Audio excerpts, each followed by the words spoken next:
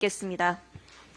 네, 앞에 최고위원님들 발언 내용을 듣다 보니까 너무나 답답하고 분노스럽습니다.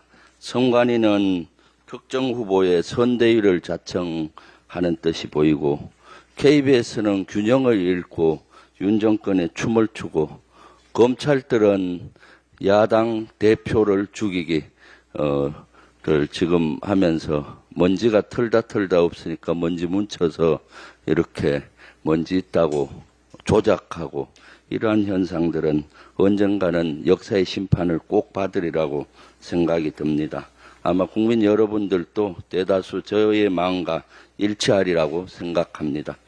윤석열 대통령이 거부권을 행사한 김건희 최혜병 특검법에 대해 오늘 국회에서 재표결이 예정되어 있습니다.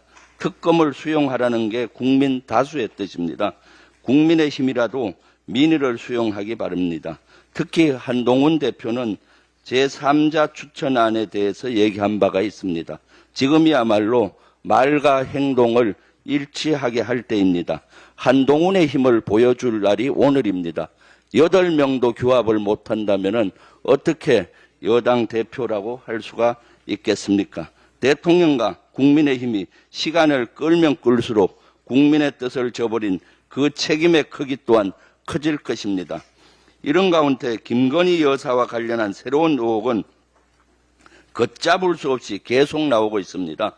JTBC 보도에 따르면은 문화체육관광부 산하 KTV가 지난해 8,600만 원을 들여 청와대에서 공연을 열었는데 김건희 여사와 그 수행원 등 일부만 관람을 했다고 합니다.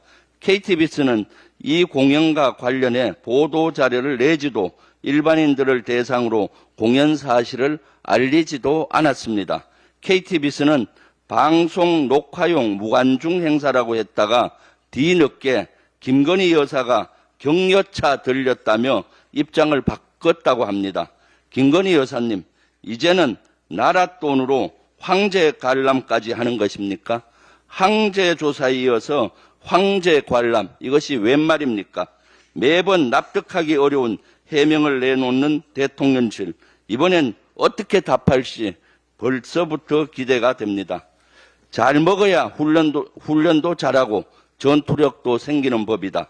윤석열 대통령이 지난달 17일 육군 15사단에 방문해 한 말입니다. 그런데 박선원 의원실이 입수한 자료에 따르면 국방부가 내년 병사들의 식비와 간식비 예산을 동결하거나 줄인 것으로 나타났습니다. 급식비는 3년째 그대로 하기로 했고 간식비는 25%를 줄였습니다. 심지어 특식비 예산은 아예 없었습니다. 윤석열 대통령님, 말과 행동이 너무나 다른 거 아닙니까? 진실은 물 위의 기름처럼 반드시 떠오른다고 했습니다. 한치혀로 병사들을 속이려 하지 말고 진심으로 대해주시기 바랍니다. 중동 상황이 심각합니다. 중동에 사는 우리 교민과 특히 레바논에 파견된 우리 동명부대 장병의 안위가 걱정입니다.